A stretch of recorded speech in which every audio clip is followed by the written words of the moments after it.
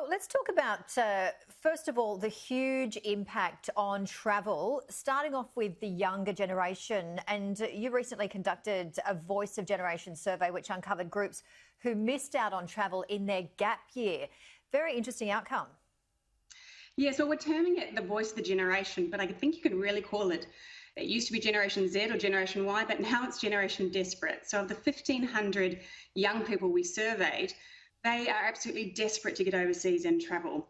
Interestingly, 58% of them said they would voluntarily pay for quarantine if they could go overseas now.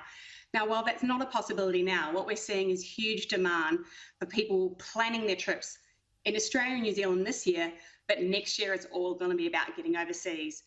So many of them are so desperate to get out there. They really, I think, have missed travelling together, connecting, meeting other people. So they're really keen to sort of take back that time that was stolen for them in 2020.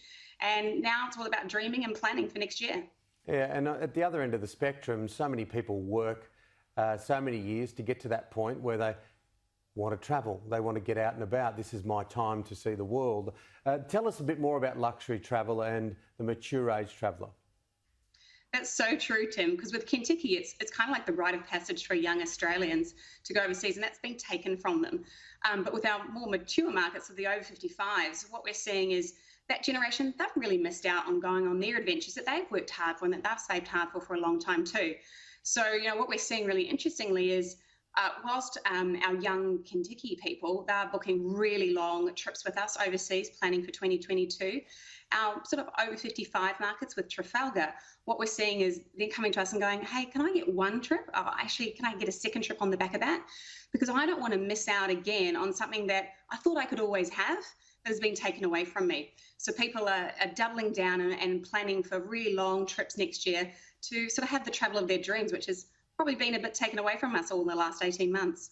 We're seeing some of the vision. It's certainly something to look forward to, getting back overseas. Yes. and taking a holiday. How have you seen the industry evolve? I mean, the travel industry has had a huge shock to the industry with the pandemic. But during COVID, what changes have been forced, and will you keep those changes post-COVID?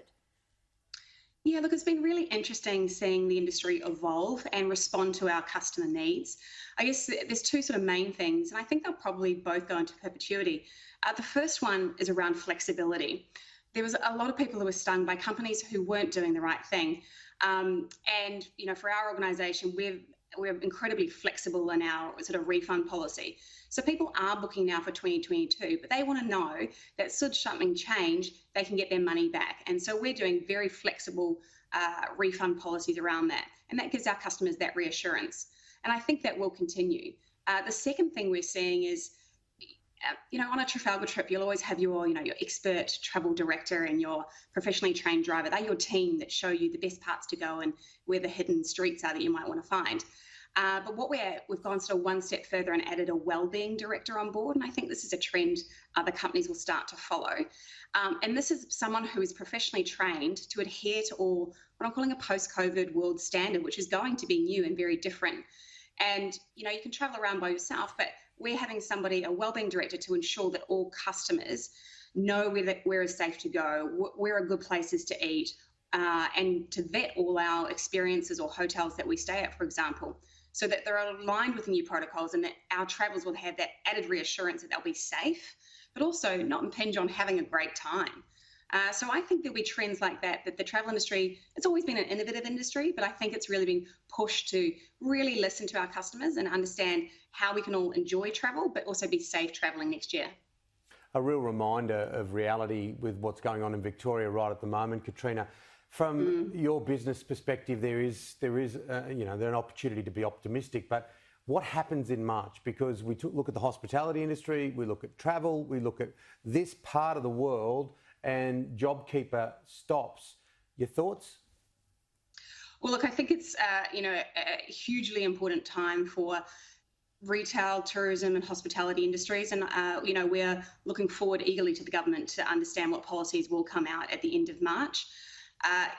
Nothing can be certain, but I think it's been, hugely helpful to the travel industry to allow many of us to actually keep our jobs and to begin doing a lot of work to prepare so that Australians can enjoy domestic travel and international travel in the future. So I think it's been extremely important, but I think a lot of things will change over the next month, and we're sort of working with government on that and eagerly awaiting what announcements will be made. All right, well, it's certainly promising news with the rollout of the vaccinations as well, so plenty happening, and we wish you all the best. Thank you very much for your time this morning. Katrina Barry, Managing Director of Trafalgar and Kentucky. Thanks, Janie. Thanks, Tim.